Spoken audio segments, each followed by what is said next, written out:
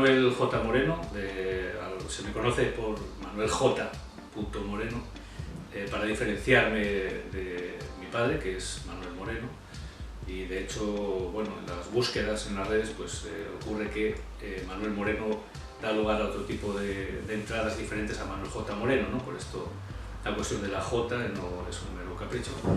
Y también en otro sentido, quizás más personal, más emocional, pues la J quizás es el elemento diferencial, el aspecto que tiene que ver más con la individuación o con el proceso de ser uno mismo, vamos a decir así, ¿no? En el ámbito profesional, pues soy psicólogo y psicoterapeuta.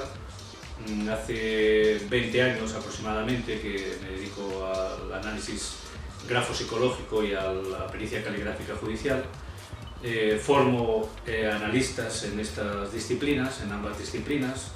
Mi centro de operaciones y mi residencia habitual está en Asturias, aunque colaboro con el máster en grafística y documentoscopia que imparte la UDIMA, la Universidad de Estancia de Madrid, a través de la Fundación Universitaria Vigale Arnau. También, vamos, en un terreno más personal, digamos, mi fuente principal de interés actual es la psicología y la espiritualidad. Soy practicante de Zen, del Zazen, de la meditación de esta tradición milenaria. Y bueno, pues actualmente, digamos, este trabajo personal lo desenvuelvo de la mano de Alexander Poraz, que es un maestro Zen afincado en Alemania, y coordino un grupo de meditadores, podríamos decir así, en esta línea de trabajo y de desarrollo personal en Asturias. Hoy en Santander, invitado por CIPSA, lo que voy a exponer básicamente es el mundo de la psicología de la escritura y de la gesticulación, la conducta escritural, cómo esta manera que cada cual tiene de escribir está relacionada con la manera de desenvolverse y de escenificar su personalidad socialmente, ¿no?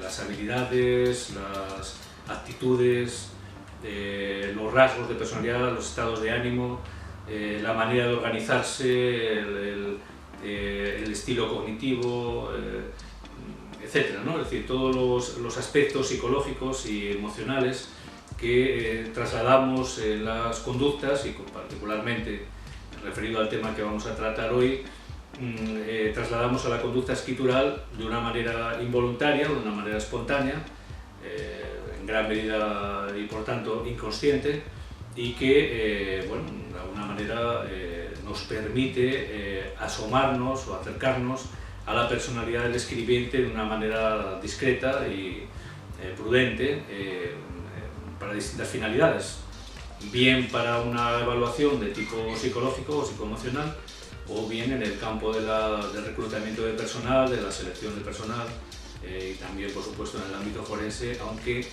en este terreno no hacemos ninguna valoración de tipo grafopsicológico, sino que más bien lo que buscamos son los elementos o aspectos esenciales que tienen que ver con los automatismos del escribiente para determinar si una firma o un escrito corresponde o no a una persona o si ha podido ser falsificada o imitada. En primer lugar, la escritura, cuando hay un conocimiento del lenguaje grafológico o del lenguaje que tiene lugar en esta gestualidad, ¿no? En este comportamiento gestual y simbólico que tiene lugar al escribir, cuando hay un conocimiento, como digo, en esta materia, de alguna manera, cuando escribimos, estamos un poco frente al espejo, es decir, estamos en una conversación silenciosa, muchas veces con nosotros mismos, en la cual podemos observar, por ejemplo, cuando hay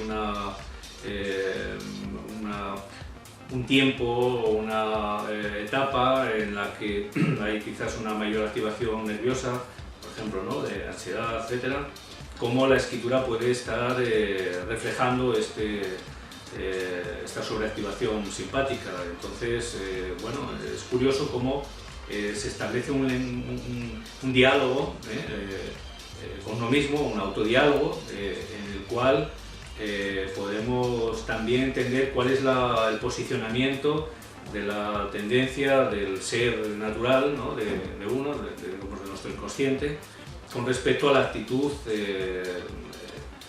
consciente o voluntaria o intencional con la que estamos manejándonos en ese momento específico de cuando escribimos. Claro, es muy importante entender también que en la escritura hay muchos elementos que son específicamente circunstanciales, es decir, que tienen que ver con el momento en el que el escribiente está firmando, por lo cual un análisis, una evaluación grafológica necesariamente, para ser rigurosa y para tener un calado importante, debería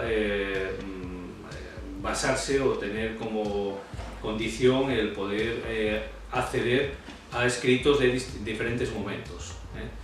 Entonces, bueno, hay aspectos en la escritura que son muy estructurales y que no cambian o no cambian en la misma medida que lo hacen otros elementos que tienen que ver más con el estado de ánimo y con el tipo de emotividad que puede darse a partir de la circunstancia anímica del momento en el que el sujeto está escribiendo. Yo diría que no. Efectivamente, a lo largo del desarrollo, a lo largo del tiempo, la persona va cambiando, va evolucionando, va sufriendo una transformación, ¿no?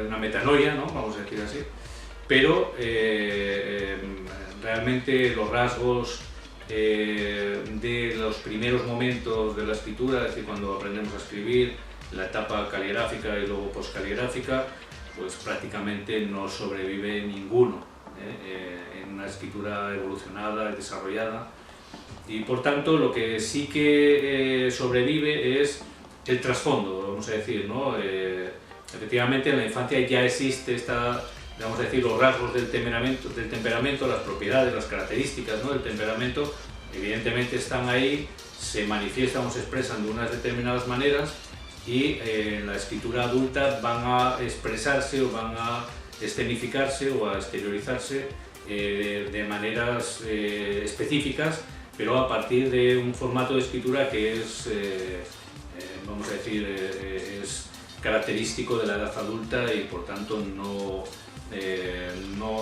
se podría relacionar con la escritura de la infancia tardía o de la preadolescencia.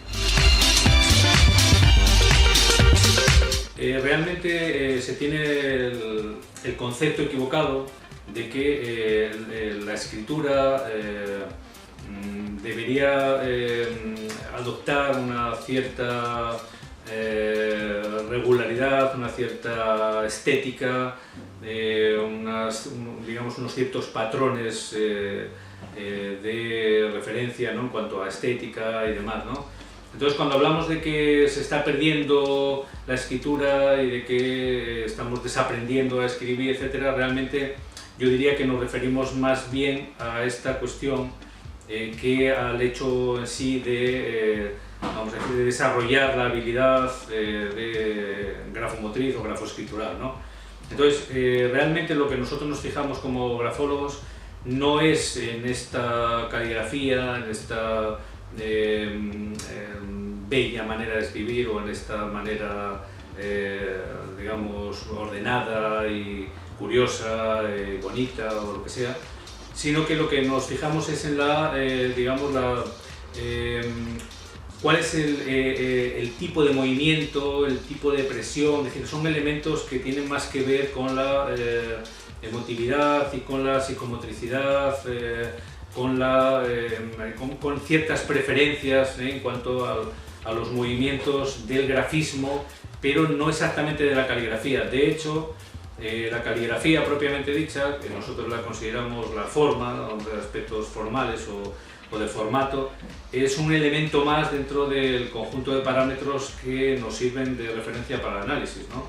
Es mucho más relevante todo lo que tiene que ver con el movimiento, con la fluidez, ¿no? del trazado, con la pulsión o la presión que ejercemos al escribir, las maneras de conectar la procedencia espacial de los inicios de trazado, los finales, etcétera.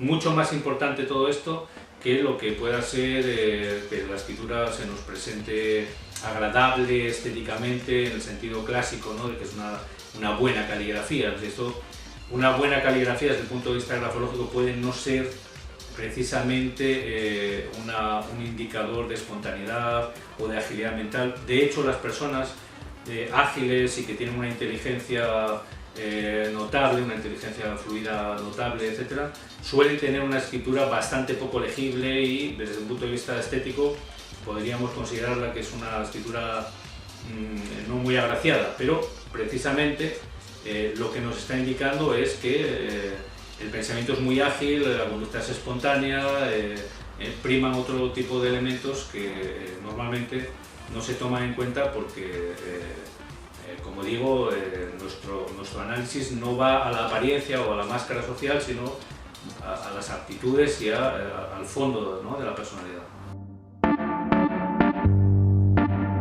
Normalmente lo que valoramos depende de la función de esa evaluación o de ese análisis, ¿no? Si es un reclutamiento de personal, pues claro, hay elementos que tienen que ver, por ejemplo, con las cualidades de mando, con digamos, la capacidad para ejercer el mando, ¿no?, la coordinación de personal, etc., la capacidad de organizarse, la iniciativa, el tipo de inteligencia, es decir, estimamos el coeficiente de inteligencia a través de rasgos específicos como la condición combinada o la condición simplificada de las formas escriturales. El temperamento, si estamos ante una persona temperamental o estamos ante una persona más bien con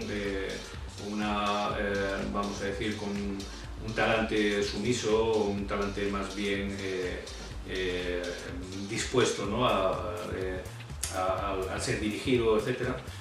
La agresividad, la sociabilidad, la introversión, extraversión, también los valores, si la actitud es de apertura o si se trata de una persona asertiva, activa, dinámica, si hay rasgos de creatividad, de imaginación, si hay algún tipo de desarreglo, por ejemplo, en este campo, por ejemplo, o hay algún rasgo compatible con psicopatologías, por ejemplo,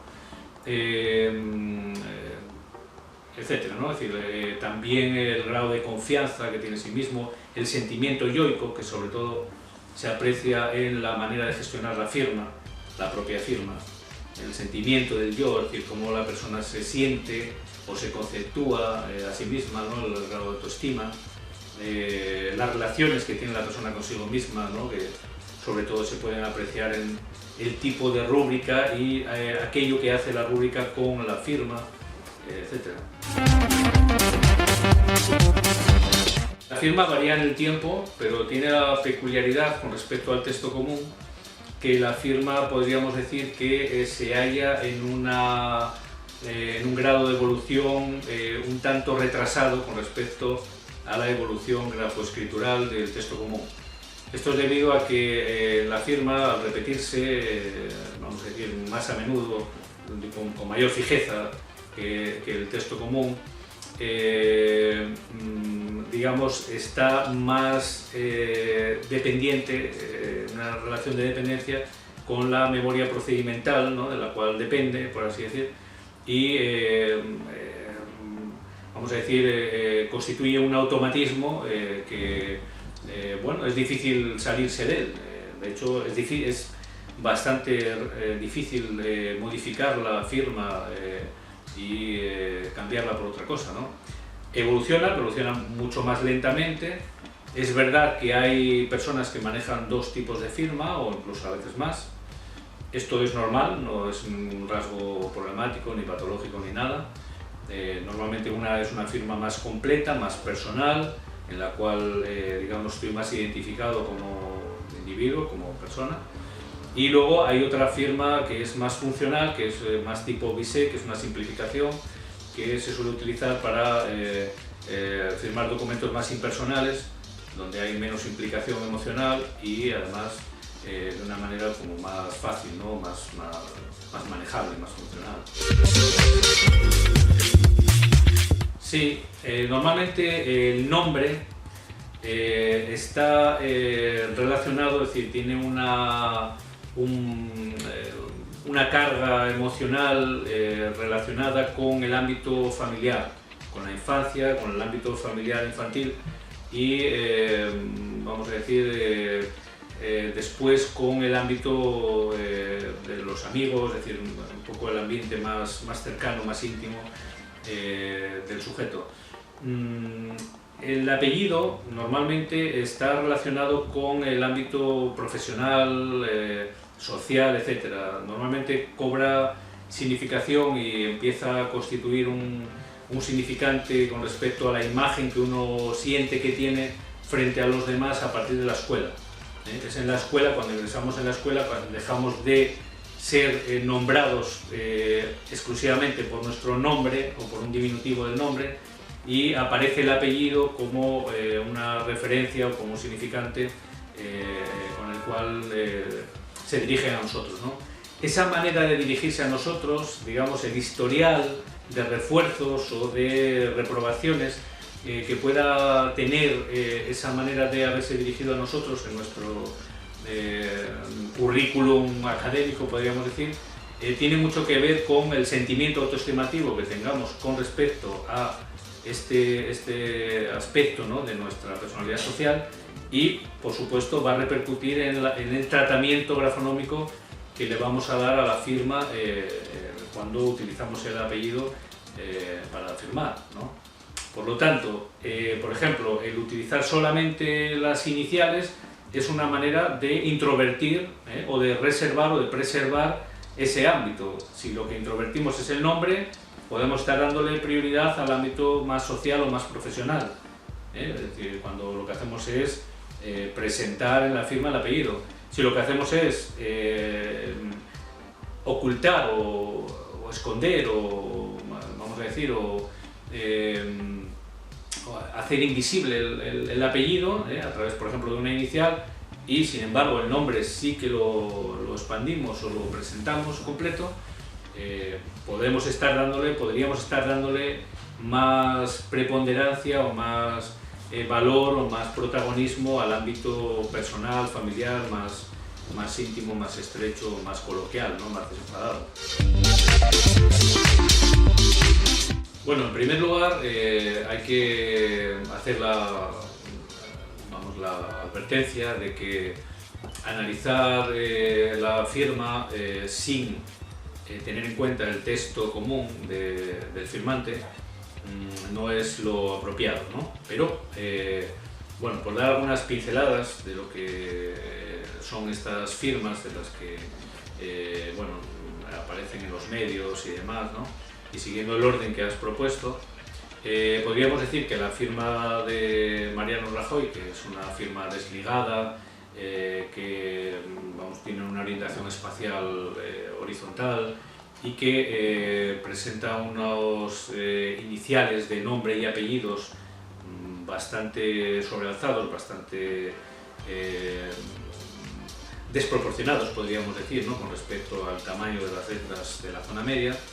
Podríamos decir que esto nos está hablando de una persona en la que predomina un estilo cognitivo, una manera de procesar, digamos, de pensar, ¿no?, más bien de tipo intuitivo. Son personas observadoras que tienen, vamos a decir, acceden, ¿no?, a las conclusiones a partir de un análisis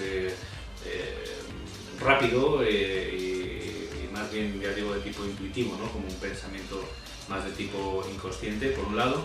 Vemos que firma con el nombre y apellido, es decir, Mariano Rajoy, por lo tanto, tiene en cuenta el ámbito familiar, tiene en cuenta el ámbito profesional en una relación de paridad, es decir, que seguramente es una persona que, bueno, tiene un comportamiento bastante coloquial en ambos terrenos, vamos a decir, ¿no? El terreno social, profesional, puede desenvolverse de una manera con bastante naturalidad y con bastante familiaridad, etc., ¿no?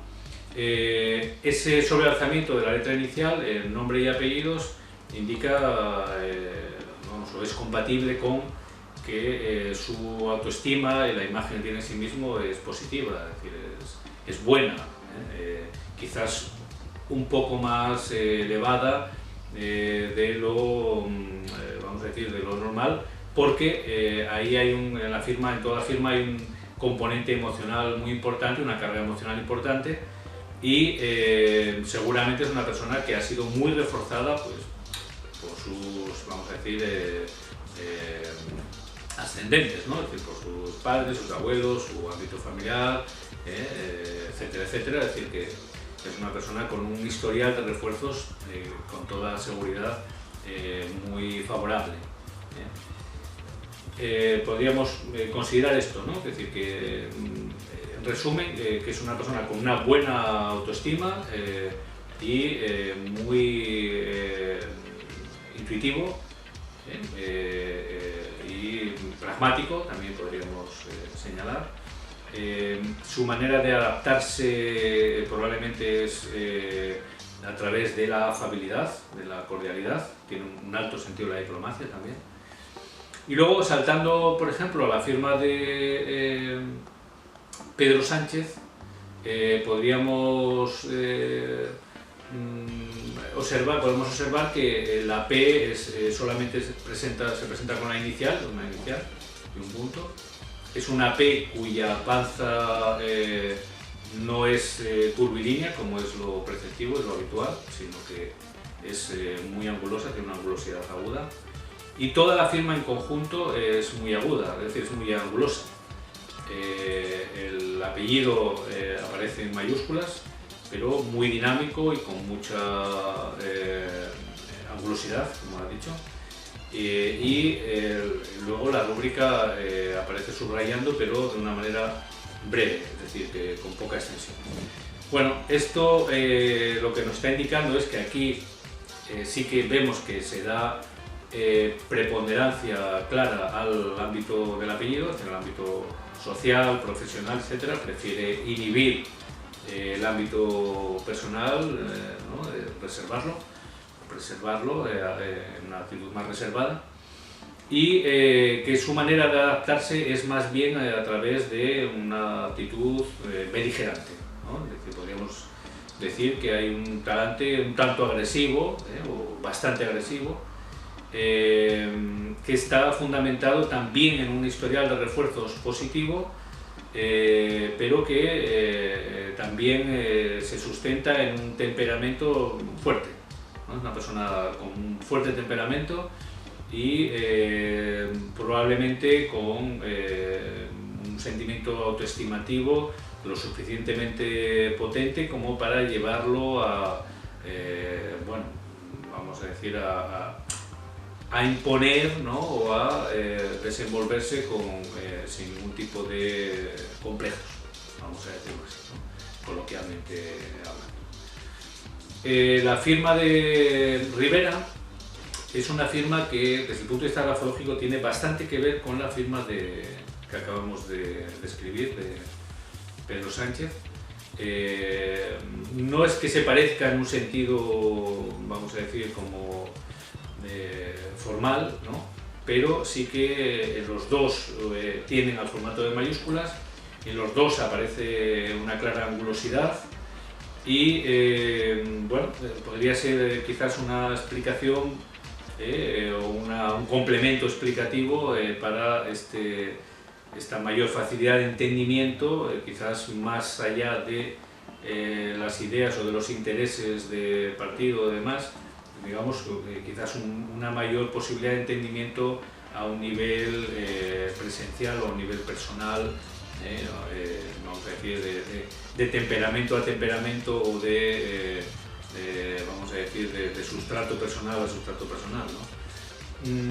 En este caso yo diría que se trata de una persona que también es fuerte desde el punto de vista temperamental, es decir, que tiene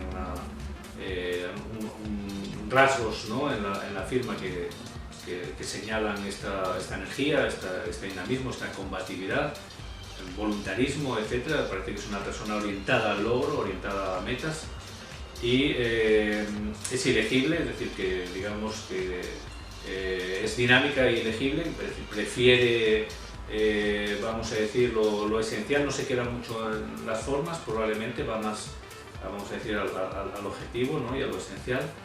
Y quizás, contra toda apariencia, es posible que sea más introvertido que los otros dos. Puede ser muy comunicativo o puede, digamos, manejarse, pero es posible que en ciertos aspectos personales sea más introvertido. Y luego la firma de Pablo Iglesias, pues hay dos firmas que circulan en las redes. Una es completamente ilegible, es muy dinámica, muy rápida, muy tensa. Ahí se deja ver la temperamentalidad, es un tipo también muy temperamental, con mucha energía, ¿no? mucho potencial, ¿no? Energético, temperamental, como digo. Y otra firma que es legible, que aparece, por ejemplo, en uno de los tweets que envió hace pocas semanas, un libro que regaló a Pedro Sánchez, en donde viene la dedicatoria y viene la firma. Bueno, esta firma se ve también en otros documentos, es una firma legible, con el mismo tipo de grafonomía o de rasgos grafoescriturales que el texto común que le precede, y con un subrayado que en este caso es extenso, bastante extenso, ¿no? Es un subrayado como la firma de Pedro Sánchez, pero a diferencia de aquella firma en que el subrayado es muy poco extenso, en este caso, repito, es bastante extenso. En este, digamos, podemos hacer dos tipos de diferencias en este caso. Por una parte, se trata de una persona con un comportamiento en público y en privado que no difiere mucho, es decir, que es un rasgo de autenticidad, ¿no? El hecho de presentar los mismos rasgos en firma y en el texto. Y por otro lado, podemos ver que el exceso de subrayado podría señalar que en el fondo hay un cierto sentimiento de inseguridad, o que parte en origen de un sentimiento de inseguridad que pudiera estar buscando supercompensar bueno, con otro tipo de estrategias o con otro tipo de fortalezas, ¿no? Que quizás ha ido desarrollando, entrenando y demás, ¿no? Es una firma también, igual que su texto, desligada, igual que en el caso de Rajoy, no así en el caso de Sánchez y en el caso de Rivera, que nos indicaría también que hay un fuerte componente intuitivo. Es una persona que seguramente es muy creativa en elegir el momento adecuado, el momento oportuno, la palabra precisa, como diría la canción de Silvio Rodríguez, la sonrisa perfecta, etc. Pero esto es una información que tiene que ver con vamos a decir, con una inteligencia más intuitiva, ¿no? Cuando se escribe habitualmente en mayúsculas, se ha pasado, digamos que es posible que cada vez se firme más en mayúsculas, es decir, que hoy en día se firma mucho más habitualmente todo en mayúsculas que antaño. Sin embargo, antaño, cuando se escribía en mayúsculas, se hacía de una manera más estereotipada, una mayúscula más estereotipada, más inmóvil, más esquemática. En aquel caso, es decir, hace años, cuando se escribía, cuando el escribiente adoptaba el formato de las mayúsculas, se tendía más a interpretarlo como una manera de esconderse o una manera de parapetarse, un cierto anonimato, vamos, psicológico, ¿no? O psicoemocional, bueno, pues por inseguridad, por debilidad, o por sentimientos de inferioridad, como una manera de reforzar, realzar, ¿no? También la propia imagen, ¿no? Es decir, una manera, una protección,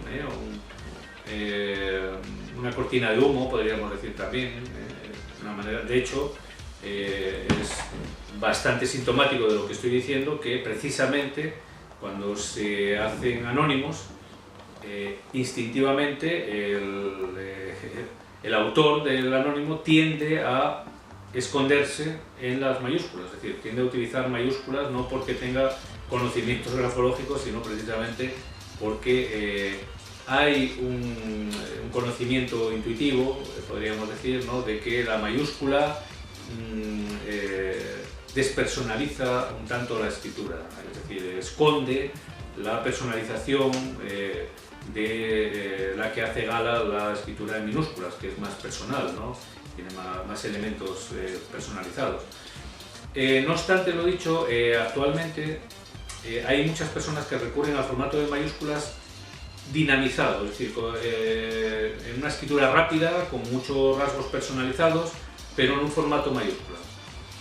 Esto, por una parte, nos indica también, podría indicarnos una actitud de fuerza caracterológica, ¿no?, de fuerza yoica, de agresividad, vamos a decir, reforzar las habilidades o las fortalezas, ¿no?, autoestimativas que uno tiene de sí mismo. Por ejemplo, la firma de Sánchez es una firma que utiliza el apellido, lo elabora en mayúsculas, pero lo elabora de una manera muy personalizada, muy rápida y con rasgos combinados, es decir, que ahí no se ocultan cosas, sino que se siguen viendo elementos que tienen que ver efectivamente con una mente ágil, con inteligencia, con capacidad de combinación, de asociación de ideas, también agresividad, como hemos dicho, etc. Es decir, que en ese caso la mayúscula no está ocultando, ¿no?, sino que está reforzando o dando todavía más realce a la fuerza con la que nos presentamos o con la que conquistamos nuestras metas o nuestros objetivos, ¿no?, o hacemos frente a los retos, ¿no?, que tenemos en la vida cotidiana, ¿no? Por lo tanto, escribir en mayúsculas yo diría que se ha convertido en una manera de reforzarse, de reforzar y de realzar la propia personalidad y las propias habilidades personales en cuanto a la manera de encarar la vida, ¿no?, la propia vida. En el ámbito judicial, en el ámbito forense, los grafólogos se nos denomina peritos calígrafos, y esta profesión, pues digamos, tiene por finalidad establecer las relaciones de correspondencia que pueden darse entre una firma o un conjunto de firmas frente a otro conjunto de firmas, con la diferencia de que unas sabemos a quién pertenecen y otras no. Es decir, el cotejo, la comparación, la confrontación entre un tipo de firmas y otras nos va a permitir decidir si estas firmas que no sabemos a quién corresponden o cuya autoría está cuestionada o está discutida judicialmente, si pueden ser atribuidas a una persona determinada o no pueden ser atribuidas a esta persona, y en caso de que hayan sido falsificadas, pues a veces se puede determinar quién ha sido el falsario, ¿no?, es decir, la persona que ha hecho la imitación fraudulenta. Por lo tanto, digamos que el trabajo del grafólogo forense o del perito calígrafo está en autenticar una firma o un texto, por ejemplo, un texto anónimo o una nota manuscrita también discutida en cuanto a su autoría, pero normalmente no se entra en valoraciones de tipo caracterológico o de tipo psicológico. Es decir, que se pueden tener en cuenta aspectos que tienen que ver con la emotividad, porque a veces la firma puede estar realizada en un contexto donde la persona puede estar alterada emocionalmente, en un contexto de coacción, en un contexto de nerviosismo, en una situación en la que puede ser de interés el tener en cuenta elementos emocionales, ¿no?, que pueden trasladarse a la firma al firmar, ¿no? Es verdad que hay personas que pueden disimular su propia grafía, pueden hacer bueno, una cierta distorsión, ¿no? A veces se llama autofalsificación, no con mucho acierto, porque quizás no es un concepto muy adecuado, pero en todo caso es una manera de, vamos a decir, de alterar, ¿no? la propia firma, a veces porque uno no está conforme con lo que está haciendo y luego lo acaba negando, o a veces con la convicción de que lo va ya de mano, ¿no? Con la intención de negarlo ya desde el primer momento, ¿no? No siempre es fácil determinar cuando es una autofalsificación o cuando es una situación, ¿no? Un disimulo de este tipo, pero sí que es verdad que especialmente cuando la persona tiene la intención de negar su firma, entonces inventa una firma, ¿no? En vez de tratar de imitarse, pues elabora un modelo, un diseño nuevo, inventado. Si realmente el escribiente o el firmante, vamos a decir, es el verdadero autor, ¿no? De esa firma, es decir, el legítimo autor de la firma, pueden y suelen aparecer en esa firma automatismos que son característicos de él. Entonces, esto aparece mucho más, como digo, cuando la firma es inventada que cuando es imitada. Entonces, si yo, por ejemplo, imito tu firma, es difícil que aparezcan automatismos míos, aunque a veces también aparecen, pero si yo invento tu firma con otro diseño que no es tu firma habitual, es muy probable que en esa firma inventada aparezcan rasgos de mi propia firma, sin yo quererlo, de una manera, bueno, involuntaria, ¿no? Inconsciente. Hay personas que tienen habilidades artísticas, vamos a decir así, ¿no? De dibujo, de diseño, etcétera, y otras personas que no, evidentemente, pues no tienen esta habilidad. Esto se ve también, por ejemplo, con los alumnos, las personas que están en un proceso de formación como grafólogos, como peritos calígrafos, pues muchos ejercicios pues se ve que hay personas que se manejan mucho mejor en este terreno que otras, ¿no? Se puede entrenar muy relativamente, de la misma manera que hay personas que dibujan muy bien y que evidentemente si tienen un entrenamiento y una formación pues van a mejorar todavía más esas habilidades, pero si no hay estas habilidades, con mucho entrenamiento pues seguramente no alcanzarán una excelencia. Esto es igual que si alguien tiene habilidades, por ejemplo, para jugar al fútbol, pues si se entrena y tiene unos buenos instructores, pues seguramente va a desarrollar, ¿no? Esas habilidades, pero si no las tiene, pues es difícil que vaya mucho más allá. Hay distintas explicaciones, ¿no? Y hay distintas hipótesis, ¿no? Distintas teorías incluso, ¿no? Yo diría, o personalmente entiendo que en primer lugar los médicos actuales no tienen esa caligrafía de la que estamos hablando ahora, ¿no? En relación a la pregunta, no suelen tenerla, ¿no? Hay algunos, pero no suelen tenerla. Es decir, son escrituras más comunes o más se pueden comparar más con la escritura de cualquier otra persona de otras profesiones. Pero los médicos tradicionales eran personas que una formación humanística importante, digamos, tenían conocimiento de antropología, de filosofía, eran personas cultas, etcétera, etcétera. Hoy en día los médicos son más técnicos, tienen quizás menos formación humanística, y en estas escrituras lo que se veía es que eran escrituras muy rápidas. Entonces las escrituras muy rápidas, que son características de las personas cultas y de las personas que leen mucho, etcétera, y por supuesto las personas que escriben mucho, entre ellas ese colectivo, es más atribuible o era más atribuible a este dinamismo mental, a esta agilidad de pensamiento, ¿no? A esta inquietud, ¿no? Etcétera, ¿no? Y también a una, digamos, a una una manera de escribir, o sea, es decir, a una ejecución, es decir, a que escriben mucho, ¿no? Habitualmente, y esto pues evidentemente tiene el coste de la legibilidad, ¿no? Es decir, si escribo mucho, lo hago rápido y pretendo funcionalidad, esto, el precio es que va a perder legibilidad, ¿no? En cuanto a volver a Cantabria, por supuesto, vamos a continuar, estamos formando grafólogos y peritos calígrafos judiciales en Cantabria, en Santander, concretamente.